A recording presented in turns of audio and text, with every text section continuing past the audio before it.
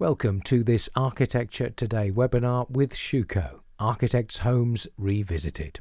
If at any point you have any difficulty viewing this webinar, please click on the chatbot located to the bottom right of your screen and one of our technical support team will be able to help you via live chat. There's plenty of opportunity for Q&A along the way. If you'd like to submit a question, simply click on the button on your screen. Let's get started with Schueco UK's Commercial Director, Sean Butler. Welcome to the latest in our series of AT Schueco webinars. In today's webinar, we will take an in-depth look at two houses that have been self-built and then recently renovated by two distinguished architects. Sarah Wigglesworth has undertaken a refurbishment of 9 to 10 Stock Orchard Street in Islington, North London, 20 years after completing the buildings. At the time, it was a testbed for green design and groundbreaking space for living and working. She began with a thorough assessment of how the building was performing in terms of fabric efficiency and energy demand, and I'll be intrigued to hear how that data translated into retrofit that will ensure optimum building performance for the next 20 years to come. Piers Taylor, award-winning Moonshine, was built in Woodland just outside Bath with no car access. He used raw, low-cost materials such as timber from local woodland, which he brought down a track to the build site. Piers has said that his thinking has moved on a great deal since the house was built, but there are many things that he did get right and has repeated on other projects. I'll therefore be extremely interested to hear how he approached the recent renovation and the technological and material upgrades he introduced. I think today's discussion will raise many fascinating and relevant issues about delivering sustainable buildings as part of any renovation, let alone self-build retrofit. Thank you once again for joining us. I'll now pass you to Chris, who's chairing today's event. Thanks, Sean. Hello, I'm Chris Foges, editor of Architecture Today, and welcome again to this discussion on architects' own houses, and specifically the questions that arise in renovating them some years after they were first built, and the kind of questions that, or the thoughts that come up there might be about subjects like how we take architectural decisions in general in imperfect knowledge of how technology might change or one's own needs might change, or how one's thoughts and ideas might develop over the course of time, which is in a sense the fate of all architectural projects. They have to be, decisions have to be taken by people at a particular time in their life in imperfect knowledge of what's coming, and the house is a particularly vivid demonstration of how those decisions then have to be lived with for good or for ill. So to pursue this discussion, we're very fortunate to be joined by two distinguished architects, Piers Taylor and Sarah Wigglesworth, both of whom very involved in building, of course, but also teaching, publishing and contributing to architectural discussion in a number of ways. And both have recently renovated houses that they built for themselves about 20 years ago. And those houses have some obvious differences. One is extremely rural and the other is very urban, sitting next to a railway track, for instance. But they've also got some clear similarities, and just a few of those are both incorporated a high degree of hands-on involvement from the designers in their making, on-site experimentation and getting involved, which is not always, of course, the case with self-build. Sustainability was a really important concern in both projects quite early in the discussion about that as an architectural preoccupation. And both of them were in some way manifesto projects, testing out ideas and techniques that the architects were interested in at the time, which have gone on to be developed in later work, but not necessarily in the ways that they might have envisaged at the time when making those houses. So there's a lot to unpick in these houses and in these projects that, in a sense, both have lived with for a very large part of their working lives and their life lives. And so the format is that each will present the work that they did back then and what they've done more recently to alter it, and then we'll be able to take questions and discuss between us what some of the issues arising. So if you do have questions, please do post them in the box below the video player, and we'll pick those up as we go through the conversation. So with that, I'll hand over to Sarah. Thank you. So thanks very much for the opportunity to talk about Stock Orchard Street, which is obviously a project dear to my heart and essentially a kind of ongoing research project for myself and the practice. So today I'm going to talk about the improvements that we made over the last year and they come under the category of what we're calling 20 plus and 60 plus improvements. And the 20 plus relates to the number of years we've lived here, and the 60 plus improvements relate to our later life. So there's two parallel projects going on here. One is a refurbishment of the energy systems of the house and make it more comfortable. And the second one is making it age friendly. So I'm going to talk you through how we did that. Firstly, I'm going to lay a little bit of context about the original design. Then I'm going to talk about how we discovered how the building was performing in the energy analysis that we commissioned. And then I'm going to talk about what the proposals were that we ended up carrying out. So in the original design, we started work on the design in around 1995 and completed it in 97 when we went into for planning. And at that time, it was designed to the building regs of 96. So it was quite a long time ago. And green issues were only really just coming onto the radar of the building regs. And at the time, the prevailing doctrines of green buildings were sort of breathing walls and the Walter-Seagull method of self-build, which is simple timber frame, materials that you could buy in a local builder's merchant, and very little waste because everything was modular. So our design wanted to bring green buildings into a modern setting, and many of the things that we did here, like a green roof, like thinking about orientation, like the wind tower, like good daylighting and so forth, were relatively standard things at the time. Where I think we did new things was in the idea of how we might use recycled materials and also make it very simple to build through the ideas of self-build. And so we set about getting the planning permission for this, and luckily we managed to do that. And one of the rules that we set ourselves was to look at how the materials that we use would fulfill various criteria. And the kind of measures that we use were things like embodied energy, the provenance and how far they had to travel, actually how they were manufactured, whether or not that was a toxic process, that the materials themselves could be recycled or recyclable at the end of life, and also obviously that they were sort of readily available because it was a self-build project. And these are two examples of some of the audits that we did. And that kind of information wasn't very easy to get your hands on, and still isn't. But we made our best guesses, and in the process of doing all the research into these things, became much more clued up about all the issues around green buildings, which are now beginning to be taken very much for granted. So bearing in mind that this is 25 years ago, things have moved on quite a bit. So we built the building. It had various challenges, not least of which was sitting next to the mainline railway, and the sandbag wall that you see here, which clothes our office, was part of a strategy amongst others, like the addition of springs under the building for counteracting noise and vibration from the railway line. In fact, it's two projects here. It's the office that you're seeing here, but it's also my home, and it's the home which is really the subject of the improvements. So this is the garden of my house, and you can see there the straw bale wall, which the building's famous for. And one of the things that we found over the course of living here for 20 years is that it's actually a beautiful place to live, and that has massive kind of bonus points in terms of how you look after it, you care for it, and the value that it has in your life as a sort of long-term sustainable project that needs looking after and caring for, maintaining properly, replacing when parts go wrong, and all the rest of it. And that's partly what this project was about. There's the library tower, which again, beautiful, takes you up to an eyrie on the roof, which overlooks the railway line. So there's a lot of really beautiful aspects of it. The daylight is absolutely beautiful, facing the garden and facing southwest. And, you know, we've lived very happily for 20 years here, and we wanted to stay in place as we grew older.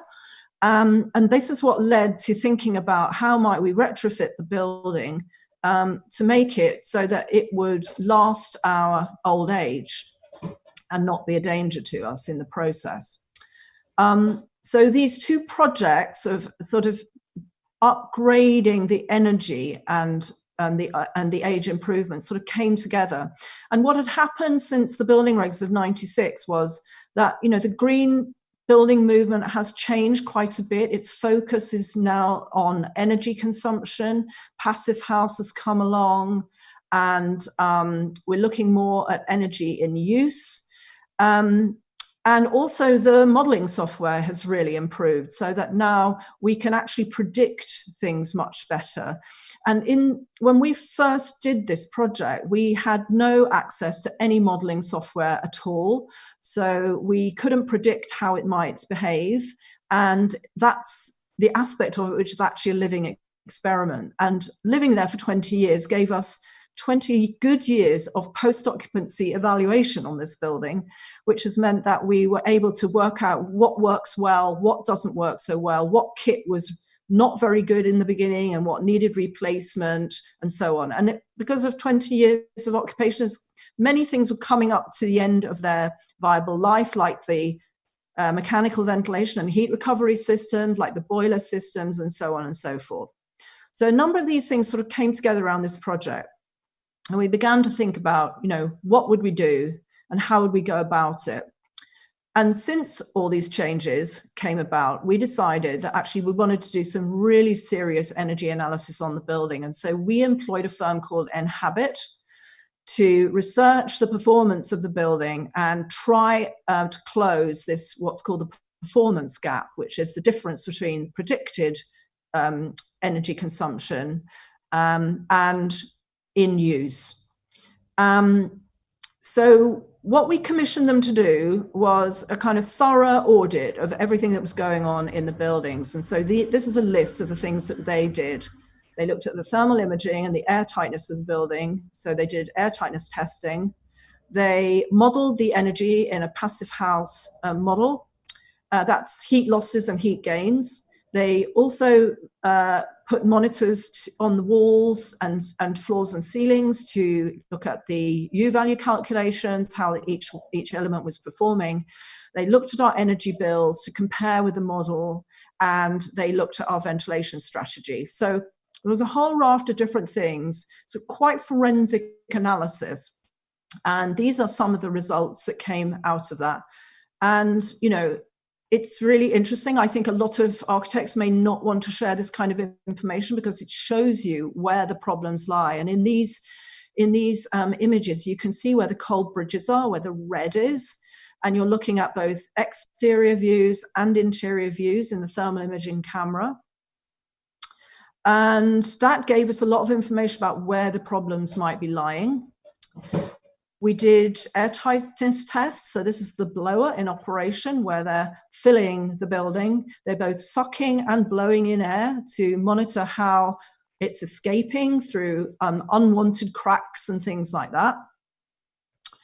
We looked at the U value calculations, and this is actually some data on our straw bale wall. So what we were doing here was comparing different walls with the measured value and then how they were calculated from the passive house planning package model. And there are variants to this, as you can see, that they don't necessarily match. So the issue is what is going on to make them not match. And then we did, looking at from the passive house planning package model, the building was modeled, and we looked at, you know, what is causing heat losses and heat gains, and what is the heating load on the building, and compared that with our energy bills. And, you know, there were some quite surprising and interesting results to come out of this. So Stock Orchard Street here, we're being presented here with the energy model based on our expenditure and energy bills and the passive house planning model. And you can see Stock Orchard Street here in green being compared with a number of other standards like typical historic building or you know, the AECB silver standards or a passive house build. And you can see that after 20 years, we're not now looking nearly as good as we would have done when the building was first built. And that's testament to the fact that all of these regs have really tightened up, and we're getting much better at how we're doing these things. So what we're trying to do is to move all of these bars to the right so that we are improving all of these levels of demand for heating. And we sat down with Inhabit and came up with a list of things we could do. And this is part of a table, which is just offering a number of different things that could help to improve the performance gap, to narrow the performance gap. So there are things like replacing the MVHR, replacing doors and windows, isolating doors, replacing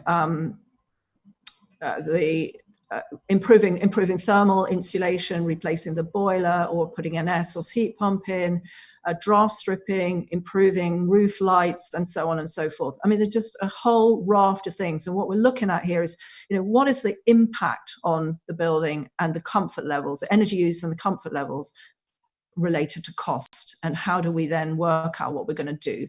So we did a lot of thought about this and eventually came up with a list of things which we thought would really make a difference. So air tightness, improving air tightness, the unregulated escape of ventilation through the fabric of the building, weather stripping all the doors and windows, and actually upgrading windows which had not performed very well because joints had fallen, they had warped, so they weren't closing properly, the seals were not functioning properly, the handles were breaking, all sorts of problems around the windows. Controlling solar gain in the summer where there's a tendency to overheat, where you've got a lot of glazing. Looking at roof lights and the ventilation, uncontrolled ventilation through those, putting on external shading, and then additionally insulating areas where there were cold bridging showing up, and also obviously the MVHR upgrade and cleaning the pipeworks, the ductwork that was riddled through the building, which had not been cleaned for 20 years and therefore will be contaminating the air which should be being filtered coming in. So this is a drawing which begins to sort of describe some of that visually. So just to say, we haven't actually carried out very much work in the office, although we have replaced failing windows there, notably this one and this lot here. But there were various additional windows added or replaced in the southwest elevation. There was solar shading here. We replaced this roof light. We replaced various other windows. We insulated underneath this exposed undercroft and the whole of the tower, and replaced this roof light. So there's a whole raft of different things going on. And then there are a lot of interior changes as a result of the 60 plus improvements as well. So the 60 plus improvements related to how we would live a quality of life even as we were growing older, bearing in mind we're living on the first floor and you have to get up the stairs, so that was one issue. But also making the kitchen safe and thinking about how grab rails could help and where things like that could go if we didn't put them in now. Making sure there were level thresholds so that we could get in and out of baths and showers, that kind of thing.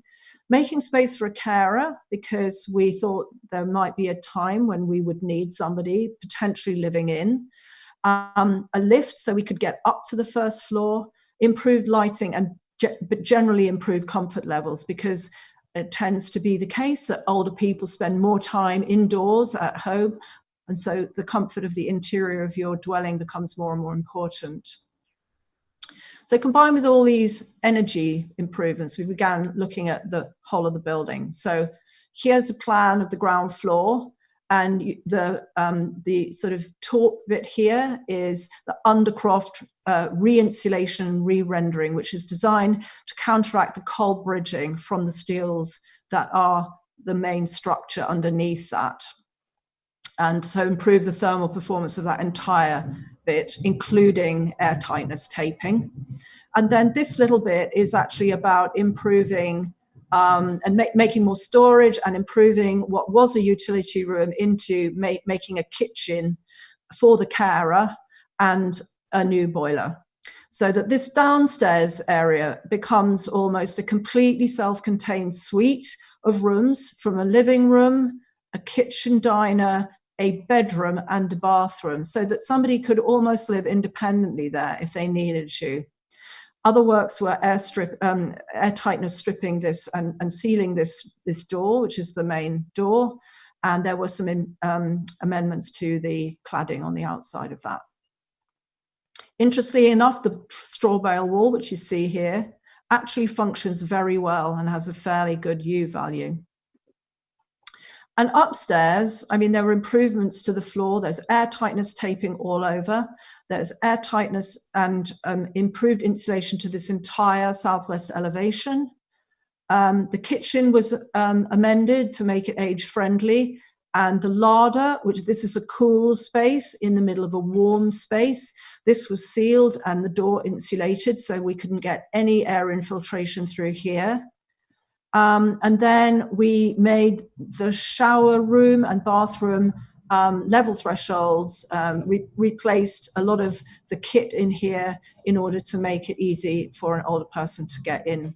So in many ways, you know, this is like a first floor flat. It's one huge, one single level where we can just move around at ease. And we decided that actually this area here, which is the lobby between our office and the conference dining room, would be a suitable place to make a lift if we so needed it later on. So we're ready to accept that if and when comes the time when we need that. So some details about how we did it. So this is looking at, you know, what are the things we need to do to improve the insulation values and air tightness of the southwest elevation in our living room. And these are some before shots looking at the problems of the coal bridging of steels coming through and the continuity of steels with that window wall. And essentially what we did was we just completely re-insulated all of the areas that were solid, shown in this white area, and then taped up everything else. So all of these yellow bits became insulated and taped so that everything beyond the inside was cold and everything on the inside was warm. And there were a lot of details that needed to be done to look at how to do that. So this is where the air tightness layer is shown in red through all of our original drawings. And this is the work being carried out. So you can see these piers being insulated, and you can see the thin wall as it was only 50 mil thick, ready to accept the next layer, which would bring it out to about 125 mil. So doubling the insulation value there with very, very high quality insulation. And here are the before and after shots. So you can see the very skinny lines of steel that ran between these windows and the column, and here the thickening out of that wall as we've added the insulation to it. And then things like the roof lights. So this roof light was leaking like a sieve. It sits over the conference room, and we had a lot of discussion about how we were going to make it more airtight, and in the process it proved very expensive. So we decided actually to use a standard Velux, but it meant that the trapezoidal shape of the original window had to be amended, and we had to make the boxing out that holds it a completely different shape. And that's what you're seeing in these images, the reshaping of the lower bits in order to accept the square window. So we also looked at the link block between our living room and our bedroom, and that was also leaking like a sieve. And actually Inhabit suggested that if we did this, we would be saving 10% of our energy. So that was an absolute no-brainer. We started working on that. So this is all about roof lights. So these were replaced here. And you can see new roof lights with an insulated roof going in and EPDM roofing. And these are the details showing how, you know, the roof, the warm roof and the roof lights would fit in with a new gutter and so forth, with all of the air tightness lines remaining intact. And here we are back on the conference room roof lights. So that was the sad appearance of it in the early stages when we were beginning to dismantle it. And this is how we built out the new the new cheeks in order to accept the roof light, which now opens and also has sun shading in it as well. So we did a lot of air tightness taping around floors and wall junctions and window junctions. We replaced our MVHR, and here's the new pipe work with a hole cut in it to clean all the pipe work out and retaped up at the end of it. We added grab rails onto our staircase into the building and into the bath, in the bathroom. And here is the insulation underneath the building with its sort of new trim and new lighting and the new render to the top of the tower. And the new kitchen, which we stripped out completely and redid. So we've got eye-level ovens, we've got induction hobs, so we can't ever leave the gas on and it'll switch itself off. This already has very, very good daylighting because it has a light shelf over the table which bounces light back into the kitchen. So new contrasting colors. Everything was very the same color before, but that's really useful if your eyesight's failing. And this was the kitchen we put in for the carer downstairs. This had been the site of our former composting toilet, which we took out as part of the improvements, thinking that we wouldn't have the strength or the energy or the inclination to keep doing that into our 80s. So that's the little mini kitchen we've got in there with the utility sink still in place, and new, obviously new boiler and other things like that. And here's the living room. You can see on the right-hand side the new walls, but that was what it was like when we had to move out and give over our living accommodation to the builders. So then they tore apart almost every part of the building in order to reach all these parts which needed taping up and re-insulating. So we lived like this for about 9 months last year, and luckily the building contract was just finished before the end of the year, in time for COVID to come along. This is the sort of renewed building. So there's different colors everywhere. Again, very, trying to preserve the really good daylight that we've got, and, the pleasure of being in a building that you've designed for yourself, which you can become familiar with over time, and begin to really value for the things that it offers you. So beautiful different settings for different sort of periods of the day, seasons of the year, stages of your life, if you want to be cozy or you want to be sociable, and so on and so forth. And here's the living room in its final guise with you can see the southwest light, and actually what's very interesting is how different the whole thing felt at the end of this contract. What had felt like a sort of slightly rattly, slightly camping sort of scenario now feels really cozy, really solid, and very, very comfortable. And it's extraordinary what a difference that it's made. I mean, it has been quite a comprehensive journey to go on, but actually I think it's really set us up for the next 20 years. So as we go through our 60s and 70s and into our 80s, hopefully there won't be too much to do. But I think what's interesting is it could still lead to a further refurbishment in our mid-80s when we come to put in, for example, an air source heat pump to replace the current boiler. And that's the end. Thank you very much, Sarah. As we said at the beginning, we'll have a couple of questions now, and we'll return after the second presentation to discuss more fully. But I wonder whether I could just ask you, going back through your original drawings to make your adjustments. I mean, I've seen copies of those drawings, and they've been quite widely published and so on. I think there was an enormous amount of detail work done by hand, obviously the nature of the time, invested in that building. Did going back through all that work and bringing out all the evidence of the thought that had gone into, or rather, what thoughts about your younger self and what memories of that period of designing the house did this process of re-looking at it surface? Yeah, that's a great question, because I mean, we've revisited those drawings and added to them over the course of the 20 years, of course, because we've built and rebuilt other bits since, and there are indeed lots of them, and it's really complicated. And I guess the kind of takeaway really ultimately is that I'm not the same architect as I was at the beginning, with all the R&D and all the kind of experimentation that was going on then, and simplicity rules, because this building is fantastically complicated.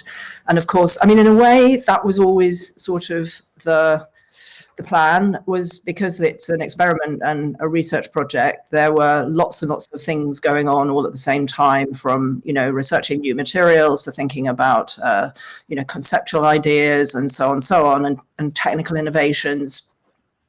And we were determined to push the envelope absolutely as far as we could. And because it was our own project, I suppose in some ways it was quite sort of indulgent.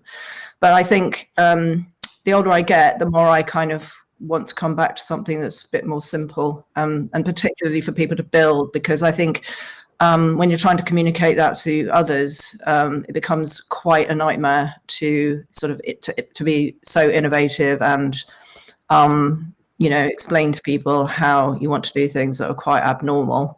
But I mean, in a way, I think that's also the joy of the building, and it's what makes it really unusual and sort of crafted, and that's quite difficult to find these days. That doesn't really happen in architecture.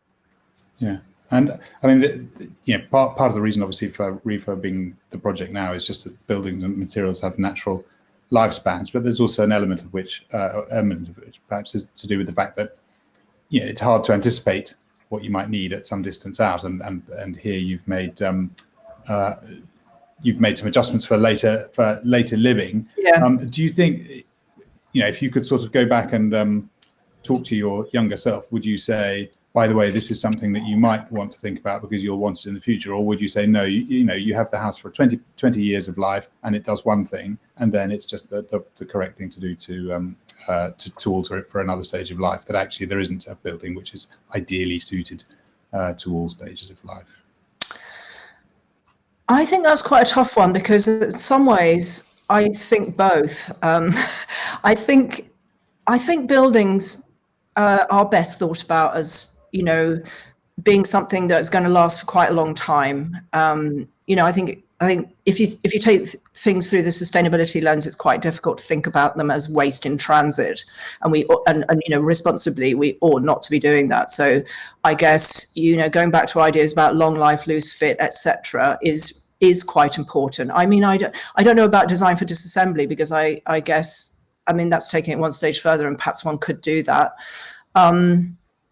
But I also think that it's really important to try and access what's really important to a client and what's particular to their lifestyle and their needs at any one time, but to try and kind of factor in other things that could happen in future. Unfortunately, you can never tell those things. And of course, aging is a process that starts when you're born, and, anticipating everything is absolutely impossible. But I guess, I suppose one of the key messages, I'd say, is sort of a bit of slackness in the sort of space standards, and the idea of sort of level access is quite important. And those were the things that were an advantage in our project, because essentially we live on a single story, actually. I mean, once you're up there, then actually you can operate pretty much independently. And I think that's a huge advantage in many ways. But I think that happened through accident rather than design. If I were to advise my younger self now, I'd probably say, yeah, think about that now. Well, I think the ability to kind of see into the future is something we'll return to, I predict, after we've heard from peers. So we'll go to that now, and then we'll have some more questions. So please do keep them coming in. I see they are coming in now, but in the meantime, let's hear from peers. Thank you. So my story begins about 20 years ago, when we'd come back from Australia, and I'd gone to do a masterclass with a series of architects there and taken time out and rethought about the way that I wanted to live, and would come back and bought a tiny plot of land with a little castellated, rundown building on it in woodland near Bath. And the woodland on the horizon of this photo is where I am now, and where we've been for about 20 years, and where we built the house that I'm going to describe 2 iterations of, in fact. So this is our site. The red dot, about 3 or 4 miles north of Bath, is where we are. But it's incredibly close to a small city, and we can walk into the city from where we are. So this is the texture of the landscape, with Bath to the south, Bristol to the west, and us just up in one of the 5 valleys that comes in to Bath. And these valleys are steep-sided, water-worn valleys with very flat tops. It's a very distinctive water-worn landscape with Oolithic limestone. And this is our valley that creeps up to the north of Bath. And in my mind, it's the best valley because it doesn't have any road of any significance going through it, whereas the other 4 valleys have roads going through them. So this is the shape of this landscape. It's been managed for thousands of years. And in some ways, the landscape is older than the buildings, any of the buildings that we can see when we look around us. And I'm standing in this picture on Salisbury Hill, and I'm looking at this, which is the house that I'm going to talk about, and actually the studios in the woodlands that sits around the house. And over the 20 years that we've been there, we've gradually, with our neighbours, bought the woods that you can see around this building. The house was part of something called the Rocks Estate, so a big old estate that was partly demolished in the 70s and sold off, and the woods were sold to one party, the buildings sold to another party, and our house was a schoolhouse where an old woman had lived for many years, and it was very run down when we bought it. And perhaps the most interesting thing about the house was that we had to carry everything up and down a track. We had to carry every single thing that we consumed down a track to the house. And this was a house, and it had dropped 4 inches over 200 years because it had been in the shadow of this big ash tree. What it meant was that as the tree had grown, the house had sunk lower and lower. So it was falling down, and in a way, the house denied everything that was interesting or good about the site because it had almost no windows, very thick walls, and no acknowledgement of where it was. But at the time, it was the only way that we could live in this valley. And this is the valley, this is the view from what was then the bottom of the garden. And this is, if I go back to that last slide, I'm looking at Little Salisbury Hill, and to give you the context, this is just the other side. So this is Bath, the other side of that. So the shape of this landscape is defined by the proximity of a city. So this is looking directly out from a house at St. Catherine's Court, which is an Elizabethan house that sits opposite, Grade 1 listed. But in fact, I was much more interested in these types of buildings that sit at the bottom of the valley. And these types of buildings were the very simple, direct sheds that my neighbours, the farmers, had built. Is, you know, always where the weather comes from, which is behind. Then you had to make an opening, how to keep the weather out, how to design buildings that the wind could come through, and you could keep out the wet, keep out the rain, but you could dry grain. And this is the character of many of those buildings, simple, direct agricultural buildings made out of black tin and plywood.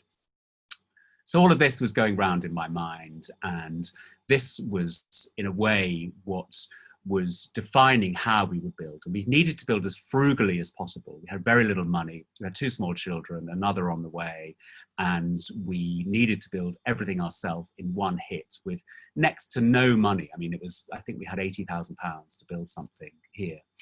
And we were in Greenbelt, which meant that we had to calculate very carefully the amount of additional space that we could build. And the house in some ways looks big here, but it's actually a tiny little house with incredibly thick walls with a bathroom that we demolished. So what we worked out was that we could build X amount of space. I think it was about 80 square meters. And we spread it in a very long, thin way across the site to maximize views, maximize ventilation, and maximize light. But again, this is the path where everything that we consumed, every single bit of waste that we produced had to be carried back up for in fact 10 years. We had 4 children like this, up and down every day, wheelbarrows, stuff, building materials. And this was the very simple diagram that defined how we would build. And this shows on the left coming out of the woods and being able to see right the way down through the site in a way that defined that we couldn't build anything that was solid on the site We had to build something that was really transparent, certainly in that location, the ground floor. And then we needed privacy above, we needed a way to get the morning sun in, a way to build in the ground with very that would relieve the ash tree and the water table undisturbed. But perhaps what was interesting was that we built in a way that was quite naive. So we built a house that didn't really work as well as I wanted. This was the house as we built it. And you can see, perhaps you can't see, but you can see from when I show you the construction photographs in a short while, that 20 years ago, you designed a building that everything fitted between something else. And with a green timber frame, over 20 years, everything shrank. We had a lot of thermal bridges and weather began to get in. So during the time that we were living in the house, we were really aware that the building wasn't performing as well as I would like. This is the plan of what we built. So you can see the old house on the right-hand side and the new house spread incredibly thinly across the site in a manner that when you come in, you're denied the view. So the bottom is the ground plan and you come into a little back kitchen on the right-hand side. And I think I said, well, you've already come into the front room, which is the garden. When you come out of the woodlands and you open a gate and you can see the view and you can see right the way through the house. The house was made from a very simple rectilinear orthogonal frame that was set out so that you could build lightweight partitions above it. Those could be moved around over time and changed and adapted as things change, our circumstances changed and our children grew or whatever. So this is the old house. This is day one, knocking down the old bathroom and digging foundations, very deep, small foundations to deal with being surrounded by trees. This is 20 years ago when we first built this. This is the first frame we made on site, hardwood green timber frame being made by us that was then put up in a very Walter Siegel-ish way. So this is being built by me who didn't really know how to build. So everything fitted on top of something else, or everything fitted outside something else. This is the frame going up, kind of November time, almost exactly 20 years ago, in fact. And this frame is still the bones of the new house which we built. This is putting the frame up. This is the frame when it was complete. And then rafters going on, joists going in. And you can see from this that everything here fits between everything else. So the floor joists go into green timber, and in a way that works fine within, but it doesn't work when that is the language of an external wall. So this is the view again, this is the floor structure, everything expressed, everything exposed, all that timber in terms of the primary structure was exposed and still is. And in a way, I guess I was interested in this sense that a building could be pulled apart and exposed and expressed. And in 20 years, I've sort of lost the desire to say things more. Things seemed important to me when I was a young architect. I care about different things now, and part of renewing the house has been banishing those things. But perhaps the biggest flaw of the house was this detail, where this is a ring beam that was exposed. There was a flashing that sat on top of it with windows and wall, and the timber was exposed below. And over time, weather has got in through all of these junctions. You can see that here running along. There are joints there, which for the time were fine, but over the 20 years since we built it, they started to leak. This is the windows going in, this is the external walls. You can see how simple and cheap this building was when we made it. So this is almost complete now, and then this is the house, final probably construction photograph, and then this is the house as we built it. So the question is, what changed and why did we then redo it, and what did we care about? Number one was far too much glass that was really clever in terms of transparent. The other thing was, of course, that we designed around the big ash tree. We got shade from the big ash tree, but then the big ash tree 10 years later died. And that was a disaster in terms of solar gain. So you can't design around short-term things like trees. And then in a way, I suppose I'd learnt my trade in Australia, where you deal with ventilation, and in a way, ventilation is far more important than insulation. Whereas in this country, a very well insulated envelope is critical in everything that you do. You can see the timber ring beam that wraps around, and actually there's one of those at ground level, there's one of those at first floor level, there's one of those at eaves level. And even the fact that there wasn't eaves was a problem, because it meant that we hadn't wrapped the building completely in a kind of duvet.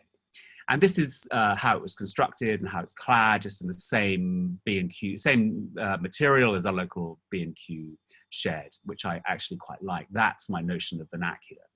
But this shows how we expose the timber frame even in the floor. So everything sat between this. And over time, again, weather began to get underneath and in from the underside of the house, which was, I guess, more than annoying. It made me realize how naive I was in terms of how I'd constructed this house for ourselves.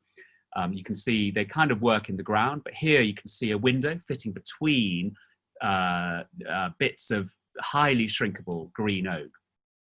Again, this shows the partitions in the first floor, which were designed, which we have retained. So this is the house probably last winter, and if you zoom in, you can see above the windows, there's sort of bits of wedges and bits of packing to stop weather getting in. And I came to, I guess, really sort of hate the house, particularly as the heating was all wood. You can see 1 day's worth of wood in the barrow on the bottom right of this picture. And the endless wood to heat the house just seemed crazy when all of these buildings I was doing for other people were super insulated. What else changed in the intervening time? We bought the 100 acres of woodland around the house. We learned how to use timber effectively from our woodland, and we developed a way of building with timber really economically, but really efficiently. So these are the type of drawings we learned how to do. These are the people we would work with in this woodland, building buildings that were very cheap, very simple, but they performed incredibly well. So this is what I was, I guess, schooling myself in on this site. This the house ever did. This is the studio that I'm in now. And all of these buildings, this is our toilet, this is our barn. These buildings use timber in a way that was much more intelligent than the way we used it in the house. We built all of these buildings to benefit from the way that timber would shrink and make the buildings stronger without compromising the weather tightness of the building over the years that the building would then be occupied. So when we came to retrofit, the critical thing was dealing with weather. And this is a really interesting map showing how that weather comes consistently up from the Bristol Channel that is just down here. And it comes howling in at us. It's like being in a washing machine for many months. This is a drawing that I did on EasyJet coming back from Greece several years ago when I was trying to work out how could I leave the existing and wrap everything else. And effectively, this is what we ended up taking out the glazing and wrapping everything with another 150 mil, or in some cases, another 450 mil of insulation. So you can see here in the middle of the drawing, there's the ring beam that's exposed above that window, and there's sheathing that comes down over it and underneath it. And in fact, this drawing has changed because what we've actually done is put rigid insulation outside of that. And to keep out all of the thermal bridges and wrap membranes down and tuck them into the windows and put flashings over them so the weather can never get in, irrespective of what happens to that timber. So on the top now, you can see how thick the existing, what the existing wall was and how thick it is now. Although I've shown 100 mil of Celotex now, there's in fact 150 mil of Celotex plus another 100 mil of mineral wool that goes over the top of everything that we built. Over the top of the roof, down, we cut the eaves off, down and underneath, and then much smaller windows upstairs. So we take out the windows that come out. The new structure in 2 layers has gone in for 2 layers of insulation, leaving the plaster, so nothing needs to be changed or cut in terms of the inside lining of the ceiling or the floor. And we just make a new wall with a shadow gap, which will be skinned in plywood. New window going in, and there you can see the outside layer of rigid insulation that's gone in and taped. So I spent many Saturdays this summer taping up all of the gaps. That's the layer behind that is the mineral wool that goes in. And then that's the north side that you approach with much smaller windows, and on the north side, the clerestory taken off, the eaves cut off. There's a top hat on just temporarily there. And this is then the house when we finished it. So you can see the north side, much less glazing only where we needed it. The eaves cut off, and this duvet goes all the way over the top, down the other side. And that duvet effectively is 450 mil of insulation with 2 membranes, one in, one out, all of the building. And that means whatever is thrown at the building will keep that weather out. PVs on the roof that deal with, collect, obviously generate electricity. There's a battery backup, and now that feeds electric in-floor heating from those batteries in the floors on top of more insulation. So very, very efficient building. And I think we have a U value of 0.1 everywhere. And there are sensors in the floor that measure temperature fluctuations. And we built the new house at the beginning of summer. We've had a few days where the temperature has gone down to 5 degrees outside. And over 12 hours, the temperature has dropped downstairs by about 0.5 degree without any heating on. So that's pretty good. And given that downstairs probably still has too much glazing. So this is what we built, as you can see, 20 years ago. And there's no exposed structure, no cold bridges, and no opportunities for weather to get in. So again, that's what we did have, and that's what we do have now. I mean, completely different building in some ways, where the language of what we did has developed over a knowledge of how to really make an efficient building. All the frames buried in the walls of the house, and so on. So this is it. Now, still able to open up, keeping that key transparent move through the kitchen. You can see the new floor without the exposed beams, with insulation in, with the sensors in, with the in-floor heating in, fed by the PVs on the roof that sit with the batteries that sit under the floor as well. So that's what we had, and that's what we have now. And this is, again, almost there. This slide shows Sue standing on what would have been a beam with cracks either side of it, with air coming up through it that would try to pack full and keep the weather out over the years. Obviously, the insulation and the membranes and the floor now goes over the top of that, which means that the kitchen also had to be raised up to compensate. There's a new top that sits on top of that. Radiator right-hand side for when we need it, fed by a wood-fired back boiler from waste wood from the woodland. Looking through, same clutter, same weather stains from 20 years of weather coming in that I guess we'll get round to taking off at some point. And that's Lily, who's nearly 20, that was a baby when we moved in. And this is as it was, and as it is now, and as it was. So this shows again all those places for the weather to come in, and a new language of everything being skinned, everything being wrapped, and everything being as super insulated as it possibly can, whilst keeping that key move of that transparency. Ceiling, in fact, undisturbed, same bare plaster with no finishes from 20 odd years ago. Upstairs, again, smaller windows, very thick walls now. That wall is 500 mil thick. Again, bedrooms, 500 mil thick walls. It's looking through beginning of autumn this year and dusk. Still no heating on, which is great. That was last night, the night before, and that's it.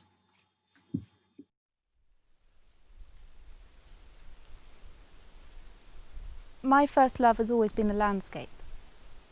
I run around the valley every day, and I feel like the wood is the place that I know the best, and I feel most at home here, more at home here than I do anywhere else in the whole world.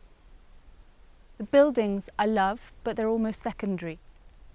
If I stop for a moment and look at one, like my house or the studio or your house, I think they're completely beautiful. But for me, it's not about them being individual, standalone structures. Having grown up here and the buildings having come one at a time, they're sort of just an extension of the landscape and the wood and I guess all of us.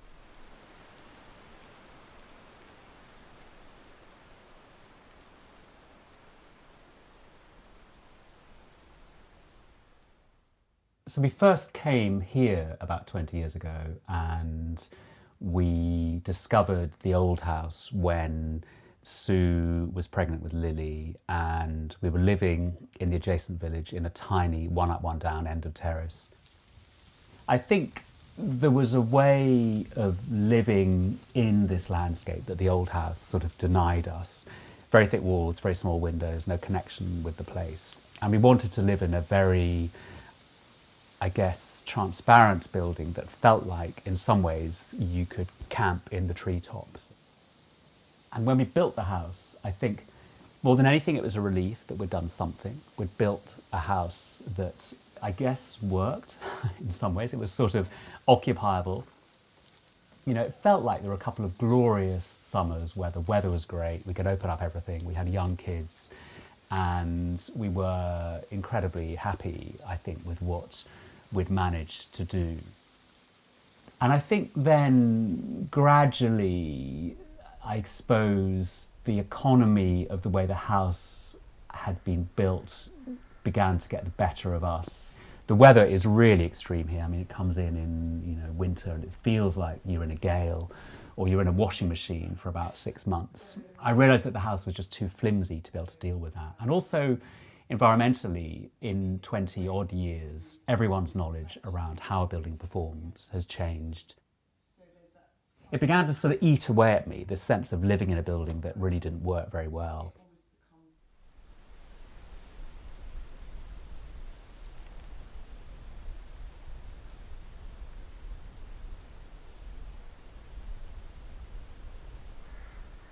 It's not about, how lovely the light is dappling on a wall somewhere when actually you feel that the building is not doing what you want it to do anymore. And of course our kids are grown up, so that's had a big impact, I would say, in terms of how we've lived in the house and how we've wanted to live in the house.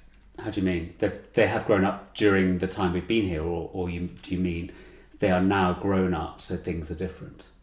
Well, I think it's both, isn't it? I mean, we've had to adapt all the time. I mean, I'm sure everyone has this with a house with kids, particularly, is that what seems to work at the beginning very soon doesn't necessarily work, and you're forever moving people around and readapting the house. I guess I thought quite hard about how we could retain what was good about the existing frame, the existing structure, the existing floors, that kind of stuff. The existing big move, the transparency on the site. Leave that as it was, but really upgrade everything else. I decided that we just needed to get on with it. Found a very good local contractor, Steve, who was up for it. And because of his enthusiasm, again, everything was done on the back of an envelope. But I was really rigorous in how we did it, how we insulated it, how we taped everything up, how we sealed everything. But in simple terms, we overclad everything with layers and layers of insulation and membranes to keep the heat in, the cold out, and the weather out. All the windows have been replaced, and they're all now very good quality, high-performing windows that are smaller than the original windows, which upstairs was fully glazed before.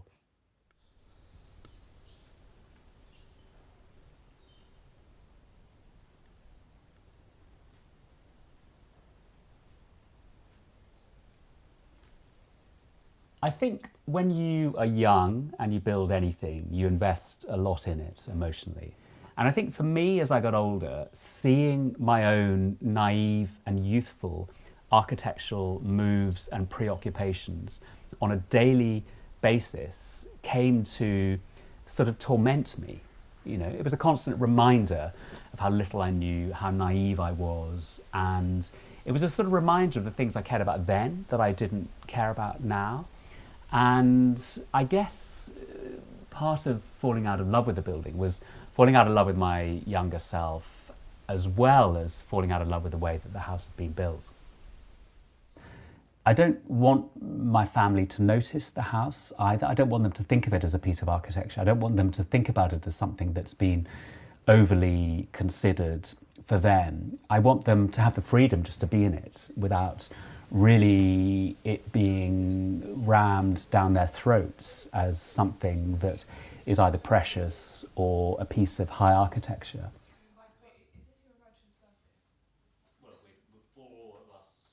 Renewing the house is, for me, less a process of falling back in love with the physical building as it is about falling back in love with this wider landscape. These trees, this place, this weather, this view, this context, which for me this building is part of and is sort of inseparable from. It really is, I guess, a joy to know that the house is very well built and just works now, finally.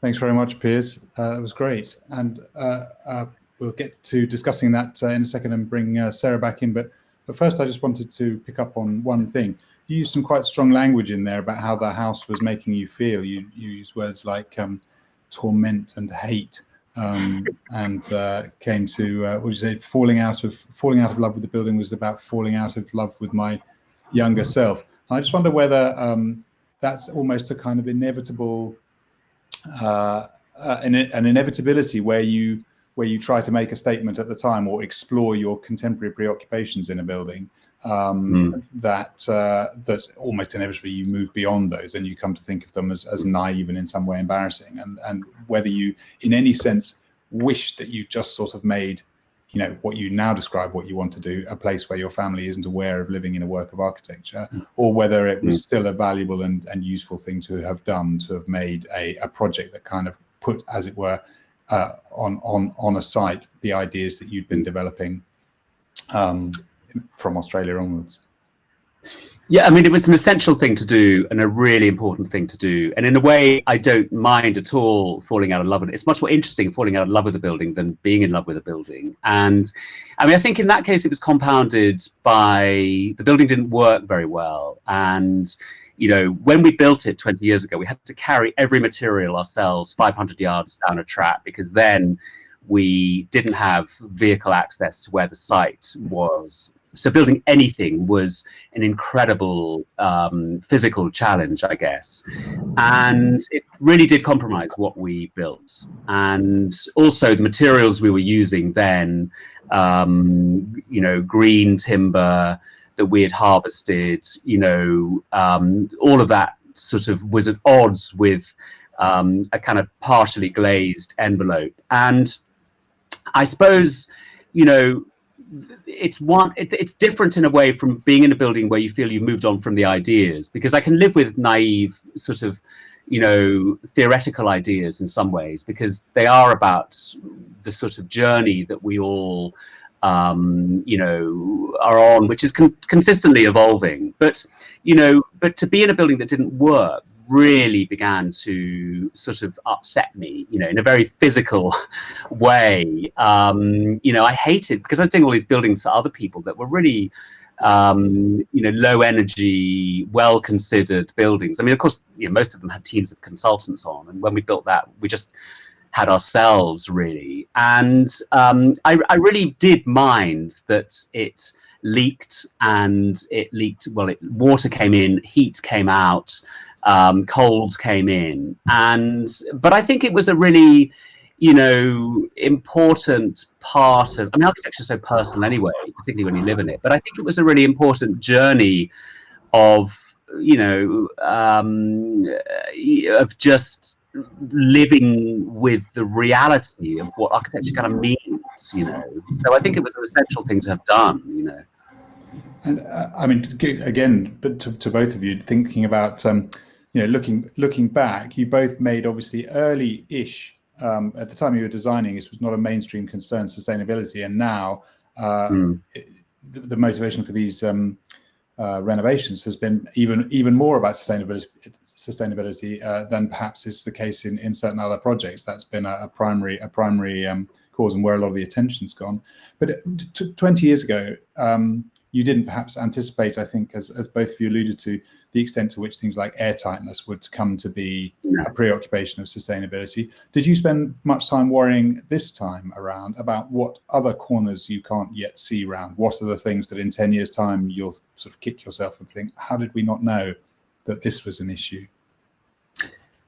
Not so much, actually, because I think exponentially building performance has changed a lot in the last 20 years. You know, we know about airtightness, we know about a robust, simple, super insulated, well wrapped envelope with good controlled ventilation. And I would hope that a sort of simple, durable, well insulated, flexible space is now a kind of model that can be adapted in perhaps more subtle ways than the changes we've just been through. I mean, there will be other things, of course, that we haven't thought about. But I also think that a building, will always change. I mean, if we look at cities, I was in town yesterday, in fact, just looking at the city with students and just thinking about how regularly things are changing. I mean, buildings, I think, are constantly evolving and changing. And there's a sort of tyranny of the fixed building that we finish, we photograph it, it gets in a magazine, and, we win an award. And that's the sort of image of the real thing. But actually, most buildings that aren't those buildings constantly change in a very kind of loose and baggy way. People add windows, people block windows up, people change things, people add, and I actually love that process of a building being a kind of living thing. So I guess I'm kind of looking forward to the next round of changes. I totally agree with you, Piers. I mean, I think it's impossible to tell what's going to come round the corner, and I think that everything is in flux and is dynamic. When we were designing Stock Orchard Street, the prevailing doctrine, as I said, was sort of the Walter Siegel approach, which I think is the same as you, Piers, because both of our original buildings were about the same era. And I mean, in a way, I think the things that we were trying to do, which is sort of bring it into sort of an urban environment and think about waste streams and things like that, were on the main things on our radar. And what we were doing was just sort of adapting accepted wisdom to our needs. I think what's happened since then, and I would say actually it was quite fun and very experimental period, I thought, in kind of the next phase of the Greens, but we were standing on the shoulders of people who had been experimenting a long time before that. I think what's happened is it's become much more scientific, and obviously the sort of German way of doing things, passive house way of doing things, has become the kind of dominant current ideology about way to go with green. And that's all really good, but there's probably something else that's going to come along later and perhaps adjust all of that or build on it and amend it in some way that we don't yet know about. But I think we're learning all the time. And I hope the experimental phase hasn't gone out the window at the same time. I mean, I think, that's why it's important to sort of keep doing it and keep learning. And there's no better way than to do it for yourself, as you found out and we found out, Piers, because you have to live with the consequences of your decisions, and you suddenly realize actually getting the detailing right is really important. And still on sort of sustainability, I mean, it sounds a sort of odd question to say what was the motivation, but I suppose what I mean was what's the rationale, because I suspect that you don't expect the financial payback on energy savings to cover the cost of renovation. So it's more, there's at least a part of it which is about thinking this is the responsible thing to do if we have the means to do it. But how did you sort of define for yourself the limits of your ambition, as it were, whether you should, I think, Sarah, you said you stopped short of going for passive house because that would be impractical without an even more substantial overhaul. So what were your sort of thought processes about that, the task you were setting yourself and how much you should commit to it? Can I start by mentioning something? I mean, I think our original motivation for building green was because Jeremy and I had been in America for 9 months on the Fulbright Fellowship, and I kind of went through a Damascene conversion where I was so shocked by the petrol-based economy and the waste and the air conditioning that I just came back to England and thought, I've got to become a green architect. I mean, I've got to find out what it is that we can do as architects to try and address climate change. And so that was in 91, and it took us 10 years to kind of realize a project which kind of took all that on board. And I was completely naive about it at the time. So it was all self-educated. Because despite my formal education, I didn't really take much notice at the time, my fault, but there you go. So that, and we were thinking a lot about recycling because we were shocked by the amount of waste, and we did a lot of research. But I mean, this time round, it was really just trying to get to grips with, what are the limits of what a building designed not to be really, taking regard of the current thinking around cold bridging and so forth and air tightness. What can you do to make it better within your budget? And the whole thing was based around a sort of cost benefit analysis, really, I mean, similarly, mine. I mean, my thinking was much like Sarah's. I mean, I'd studied in Australia with a group of architects that were incredibly aware of the amount of resources that you needed to make a project with. And I mean, what's interesting in terms of low energy design was that thinking actually wasn't mainstream, because typically, if anything, it was about building performance per se, rather than resources, frugality, touching the ground in a very delicate manner, using as little as possible, being aware of your own waste, all of those kind of things.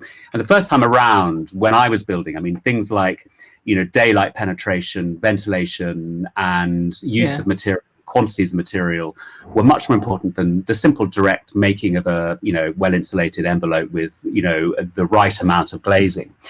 And I think for me, as Sarah says, it became important to do the most we could with the amount of money and time and resources that we had. I mean, and some things I had built initially, you know, we'd invested in a very good quality, very durable hardwood frame. Almost everything else could be changed very easily. And we knew that at the time, that we're building in a manner that some things would change. And what that meant that actually it was kind of easy to change all of the envelope. You know, we took off all of the infill, we moved partitions around very, very easily. And actually none of that really cost that much money. And although that amount of money does buy a lot of heating, it just doesn't make sense to live in a building where you're chucking money out the window. I'd far rather just live in a building I know is a little bit more intelligent and clever in terms of how it performs. One other thing I think is worth mentioning that we were very interested in was, you know, that if you follow through the idea of really good insulation, then your walls have to become quite thick, as we've all found, and your eaves look thick and that kind of thing. And actually that began to make us think about a conversation of the aesthetics of architecture. And I think one of the things that Stock Orchard Street began to do was to introduce this idea about, well, what does a green building look like? And the prevailing doctrine was, you know, sort of copy the vernacular. But actually, I think we were trying to find a different kind of urban aesthetic which could work in you know, in this environment, in an environment where you're cheek by jowl with all sorts of other buildings, and it, you know, it still needed to kind of say what it was trying to do. And so the Gabion walls and wonky walls and straw bales and stuff like that, I mean, look bizarre, but I think that introduction of the idea of a waste stream and how that would adjust the aesthetic of buildings has still not really been fully adopted and taken on board in architecture. Not at all. I mean, this building that we're in fact, is a better example of a building than my own house, because it really was an exercise in piecing together bits of scavenged material, using people that didn't have any formal skill, and then just ending up with a kind of aesthetic that was never composed, never deliberate, never judged as a sort of piece of architecture. And again, when we redid the house, I never drew it. Everything changed, but I never composed it. We just worked out what we needed to do. We kind of detailed it, placed openings, and it was never considered as the sort of thing that we would judge in ways that most buildings are, as a kind of thing that sits alone and you look at it, you know. So I think different types of aesthetics that emerge from different processes are often more inscrutable and more interesting than kind of the architectural aesthetics that you can see the moves, you know the game, if you know what I mean. Yeah, definitely. And the point you just both raised about materials and sources of materials taps into something that a few questioners have been asking about. I mean, they're asking about specifics. So, for instance, clearly the straw bale wall worked well, but how's the sandbag wall fared? But I suppose in general, a lot of these questions could be are asking versions of your material choices at the time. Were you surprised by what worked and didn't work? And has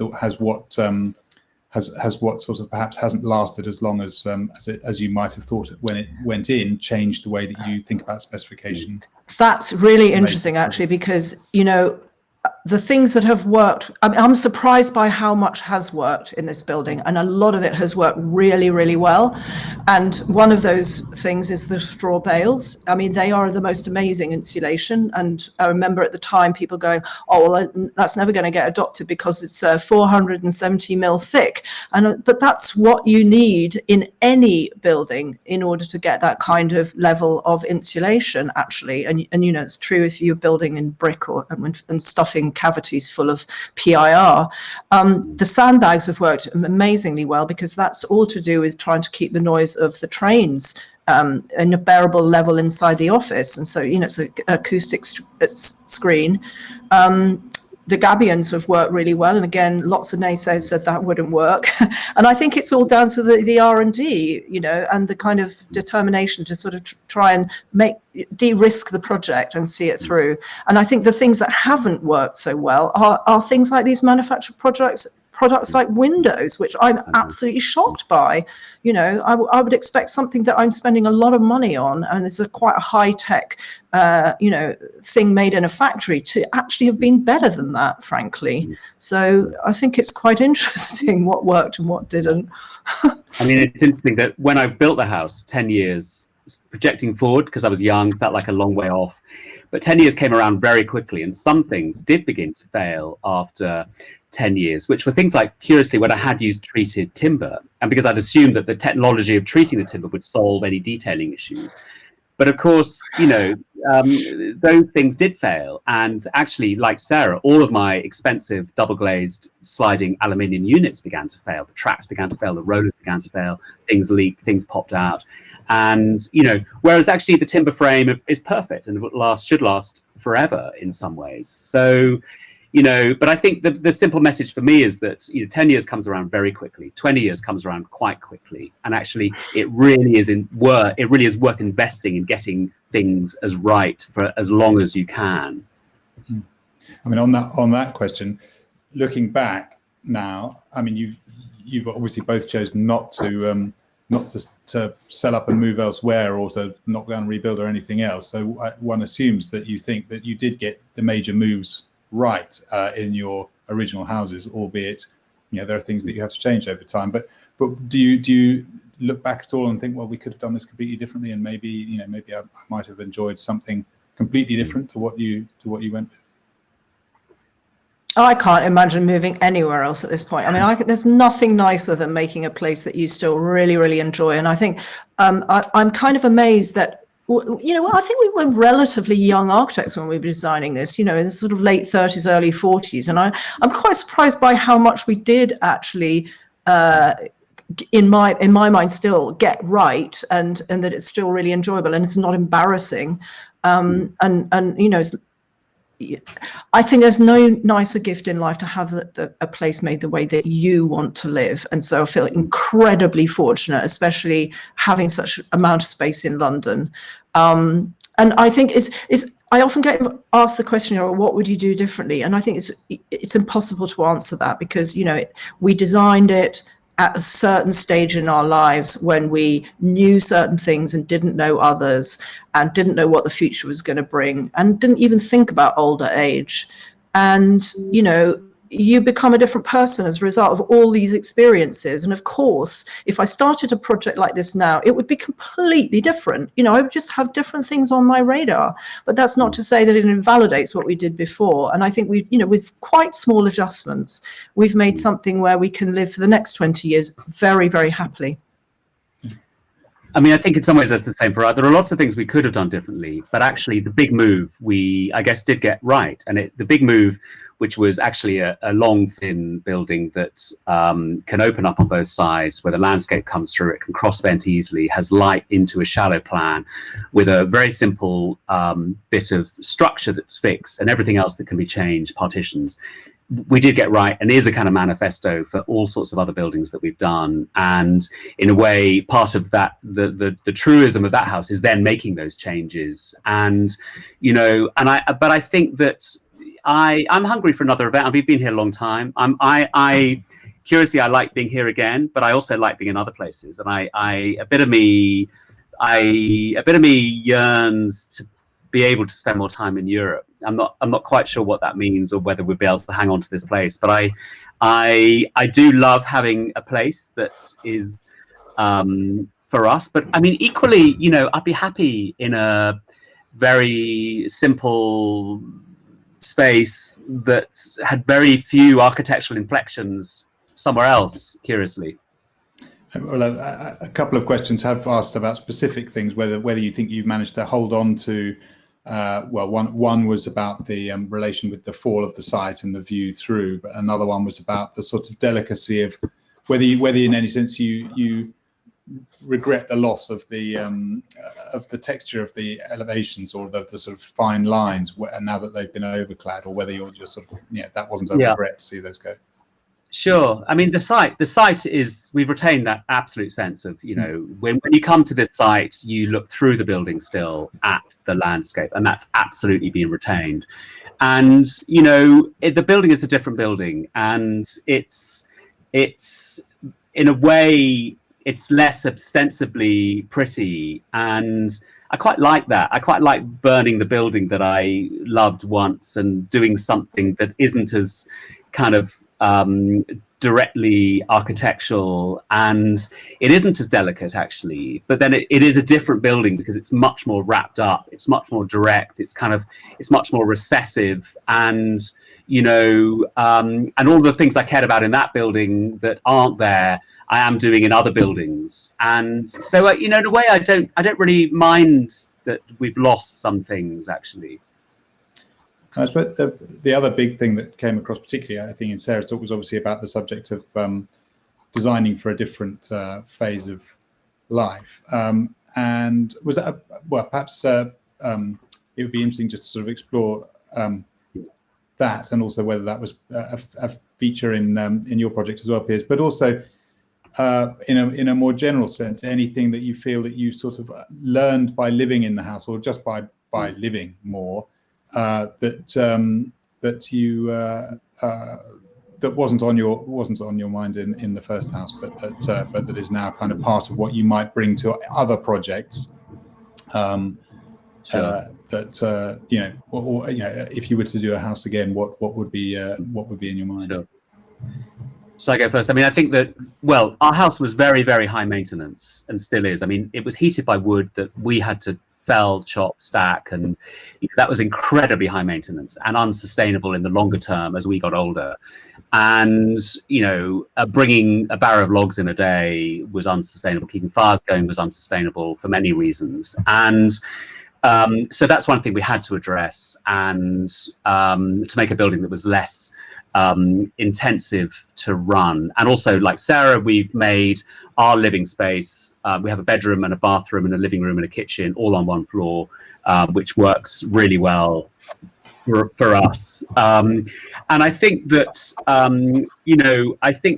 houses are so particular, and I think houses are very different from housing. And I think that there are all sorts of things that I have discovered through living there, but in a way I guess it's hard to separate those things from just my own development as an architect. And I mean, durability is kind of one thing. I mean, buildings get battered, and I live in a house where I have 4 children and they've grown up, and things get battered and hammered all of the time. And the kind of durability of a building is something that interests me. And I used to teach in a building when I was building the house originally that was designed by the Smithsons. And, my students were constantly told by the porters, don't do that, don't touch that, don't do that. And I really think that the durability of a building, which can receive the kind of, layers of life that is thrown at it, is one of many things that I have really wanted to kind of hang on to. And I think in many of the buildings that we do now, we really try and make buildings that can be battered and used and lived in, and none of that matters, rather than that pristine white modernist thing where everyone is saying, don't put your bag, don't touch, don't move, don't do, So that's been important. How about you, Sarah?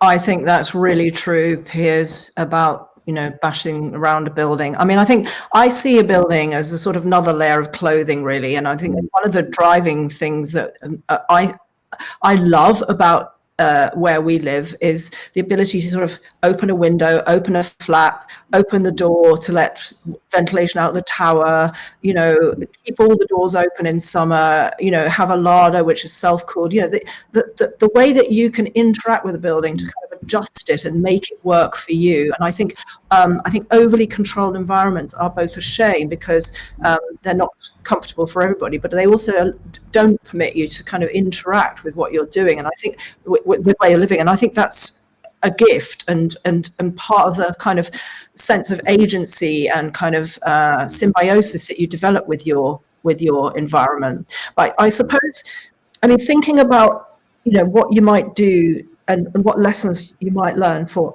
other buildings. I mean, I agree with you about the difference between homes and housing.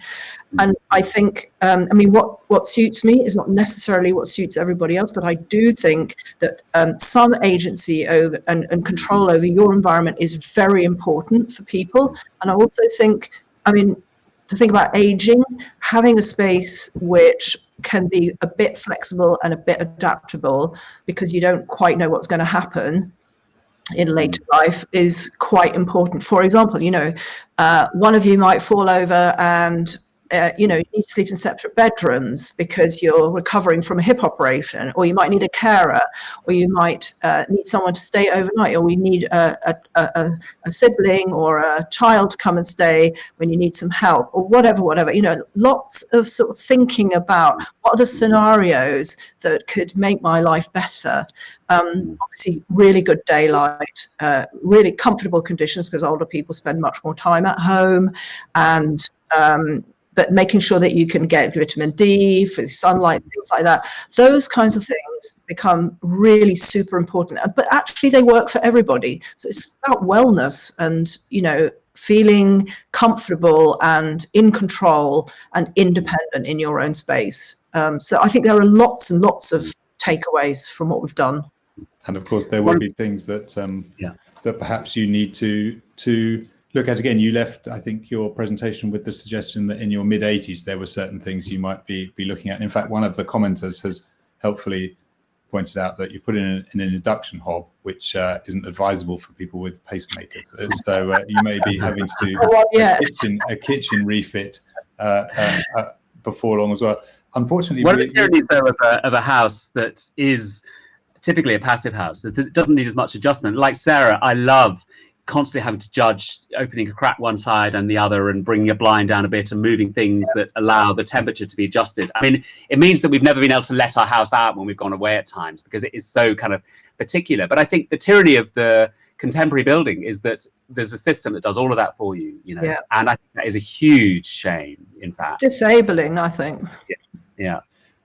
So we're approaching, unfortunately, the end of our allotted time. But I will just go to one last question, which is coming from the audience. In fact, it came in early, but it seems a good way to finish as well, which is a questioner who's asking, from this distance, looking back at your original houses, which aspect of the design or the design project, I guess, as well, has given you the most pleasure, and is it what you thought it would be at the time? And then following on from that, which is the part of your more recent work to the house that you feel has given you the most satisfaction and sets you up best for the future?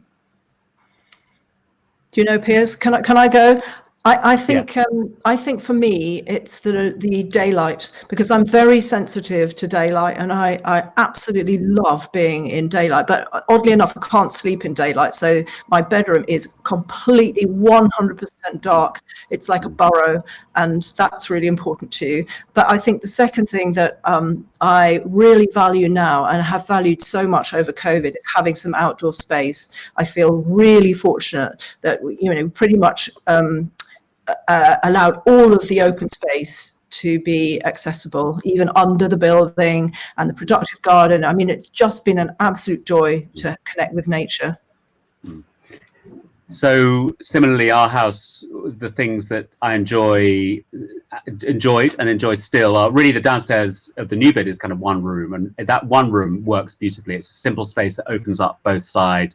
The mornings we open up one side, the afternoons we open up another, and it feels 20 times as big as it is because of its connection to the landscape and the light. And I love being in that room and constantly feeling connected to where I am and seeing the subtleties of the landscape, the changes of the light and seasons around me. I love that. I mean, curiously, again, upstairs, we had had far too much glass originally, to the point where we moved out of our bedroom and moved into the old bit of the house, the old castellated bit with very small windows. And what I enjoy now upstairs is that the bedrooms are very distinct and much more cell-like, with a very distinct window and thick walls. And I think they, we didn't want to camp in the treetops. We wanted actually to be in a place that protected us, because again, when you're in a gale, sleeping in what felt like a bivouac bag wasn't great. But now I love being upstairs in the new house. So light, space, warmth, enclosure, some ideas that perhaps will train, I think, some ideas that I think shouldn't come as any great surprise to architects watching, but it's good to have them reconfirmed by your experiences over 20 plus years with your houses. Unfortunately, there we have to leave it, and we haven't had time to get to lots of the things that came up in your talks. I found it very interesting to think about the way that you approached them as projects this time, in terms of the different techniques you brought to both of them. Modelling and monitoring in one case, and a sort of slightly more freehand and on-site approach in the other. But these will be things we'd have to pick up at some later date. Thank you very, very much to both of you for sharing with us your experiences with those fantastic houses. Thank you very much to our event partner Schueco, and thank you particularly to our audience. It's great to have you with us, and to our questioners. We will be returning with another of these events next month, so I hope that people will join us then. But in the meantime, thank you and goodbye.